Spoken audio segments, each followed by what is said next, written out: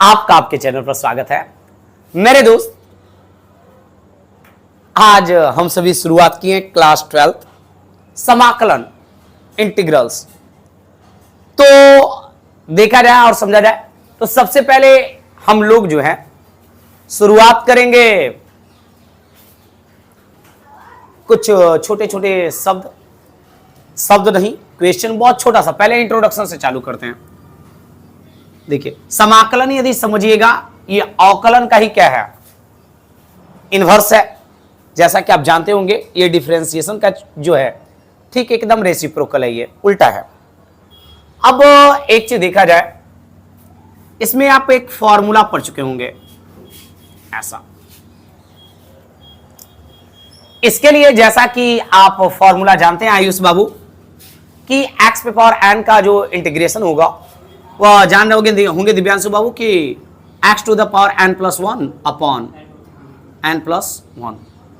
और आप जानते कि ये ऐसा कुछ होता है। आइए आगे बढ़ते हैं और चीजें समझने का प्रयास करते हैं। ठीक इस तरीके से एक छोटा सा पहले क्वेश्चन देख लेते हैं। क्या बोला जाए कि जैसे x पे पावर 3 इसका इंटीग्रेशन करना है तो क्या होगा भाई। तो जैसा कि आप आयुष समझ पा रहे होंगे कि यदि पूरा डिटेल से करें तो x पे पावर जो भी है, आप देख रहे हैं कि पावर में क्या होगा, जो भी पावर है एक ऐड हो जाएगा, वही चीज क्या करेंगे नीचे हम लोग लिख देंगे।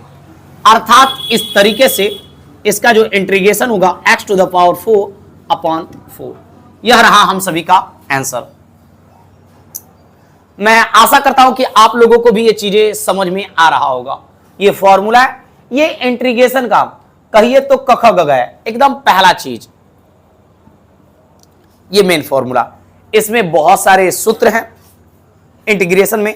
यदि आप इंटीग्रेशन के बहुत सारे जो सूत्र हैं, यदि सूत्र आप नहीं लिखे होंगे तो इस वीडियो को देखने के बाद अंत में आपको डिस्क्रिप्शन में एक टोटल इंटीग्रेशन का एक छोटा सा वीडियो मिल जाएगा। ये इंटीग्रेशन है क्या, इसके बारे में भी थोड़ी सी जानकारी आपको मिल जाएगी। उस वीडियो को आप वॉच आउट कर सकते हैं, वो आपको ठीक डिस्क्रिप्शन में मिल जाएगा, उससे देख लीजिएगा। चलिए आगे शुरुआत करते हैं और चीजों को समझने का प्रयास करते हैं। आप एक्सरसाइज देखिएगा 7.1 एनसीईआरटी बुक का है 7.1 और सॉल्व करते हैं। 7.1 का पहला क्वेश्चन है, मैं ऐसे किताब लेके बैठा हूं यहीं पे। तो 7.1 का पहला जो क्वेश्चन है sin 2x है। क्या है? sin 2x का इंटीग्रेशन करना है। किसका? 2x। ओके, इसका इंटीग्रेशन करना है। क्या होगा आंसर? देखिए, मैं बहुत ज्यादा डिटेल से कवर करने वाला नहीं हूं, बस आपको मैं टेक्निक और ट्रिक्स बताने का काम करूंगा। देखिए, साइन का इंटीग्रेशन फाइंड करना है तो एक चीज आप बस सूत्र याद रखिएगा। मैं बस कुछ चीजें समझाने का प्रयास कर रहा हूं, चीजें ध्यान दीजिएगा कि देखिए साइन का जो इंटीग्रेशन होता है, जैसा आप जानते होंगे साइन एक्स का इंटीग्रेशन जो होता है वह होता है माइनस कॉस एक्स। नहीं पता तो आप जान जाइए, ऐसा होता है। दूसरी चीज देखिए, ये cos x तो होता ही है, लेकिन यहां पे sin 2x है, तो इसका मतलब एक मत कर दीजिएगा माइनस cos 2x हो गया आंसर। नहीं, ये गलत है बिल्कुल। आप देखिए, मैं ट्रिक की बात करूंगा केवल इस चैप्टर में, ताकि आप अपने एग्जाम में जब बैठे तो ऑब्जेक्टिव में एकदम धुआं कर दे एकदम, बस काम यही रहेगा। तो आइए चीजों को समझने का प्रयास करते हैं। तो बस पहला जो ट्रिक है वो ट्रिक ये है कि आपको यक्स के साथ जो भी मल्टीपल दिखेगा, जो भी आपको क्या बोला जाए, यक्स के साथ जो भी गुणांक दिखेगा, बस याद रखना है कि उसे बटा में लिख देना है। उसे क्या करना है? बटा में। ट्रिक क्या कह रहा है कि आप जो भी फॉर्मूला तो लिखेंगे ही, और दूसरी चीज क्या है कि जो भी आपको यक्स के साथ मल्टीपल दिखेगा, मल्टीप्लाई दिखेगा या जो भी गुणांक दिखेगा, उसी को क्या कर देंगे यहां पर, उसको बटा में लिख देंगे। मैं आशा करता हूं कि आयुष बाबू समझ में आ रहा होगा। चीजें देखिए, तो साइन का इंटीग्रेशन क्या होगा, कॉस आप लिख दीजिए, माइनस कॉस होता है, तो माइनस कॉस और यक्स की जगह 2x है तो लिख दीजिए। और मैंने क्या बोला कि जी इसके साथ मल्टीपल जो है, तो मल्टीप्लाई कितना है, मल्टीप्लाई कह रहे हैं, मल्टीप्लाई कितना है इसके साथ 2, बस उसको आपको नीचे लिख देना है। लगभग देखा जाए तो ये आपका आंसर हो गया। यदि इसी को एक सुंदर तरीके से रिप्रेजेंट करना चाहते हैं तो आप कुछ ऐसा इसे लिख सकते हैं। आई होप कि ये चीजें समझ में आ रहा है। फिर से एक बार, क्या दिक्कत है बोलिएगा, सी क्यों लिखे, ओके। देखिए एक चीज समझिए, इंटीग्रेशन जो है, समाकलन जो है, इंटीग्रल जो है, ये कह रहे हैं कि सी कहां से आया, तो समझने का प्रयास करिए। तो देखिए जी, इंटीग्रेशन जो है दो तरीके का है, एक डिफिनिट इंटीग्रेशन होता है, एक इनडिफिनिट इंटीग्रेशन होता है। अब एक में जब ऐसे कुछ आगे चल के पढ़ेंगे हम लोग, तो इसे कहेंगे लिमिट जब लग जाएगा तो ये कहीं डिफिनिट इंटीग्रेशन हो जाएगा, तो इसके लिए कहानी कुछ अलग है, वहां पे सी का बात नहीं रहेगा। अब यहां पर जो है, जब ये यहां पे कोई लिमिट नहीं है तो ये हो गया इनफाइनाइट कहिए, इंडेफिनिट कहिए, जो भी कहिए। तो ऐसी स्थिति में कुछ ऐसे भी अंक रहते हैं। देखिए पहले आप एक नॉर्मल सी बात यदि समझने का प्रयास करिएगा, तो ये इंटीग्रेशन क्या है, डिफरेंशिएशन का रेसिप्रोकल। रेसिप्रोकल होने के कारण आपको पता होगा कि यदि किसी सिंपल सा अंक का यदि आप, जैसे मान लीजिए 2 का इंटीग्रेशन डिफरेंशिएशन करना था, तो आप क्या जानते हैं कि ऐसी स्थिति में इसका इंटीग्रेशन डिफरेंशिएशन क्या हो जा रहा था, 0। तो आपने देखा था कि कोई भी यदि कांस्टेंट था उसका इंटीग्रेशन कर डिफरेंशिएशन कर रहे थे तो क्या हो रहा था, 0।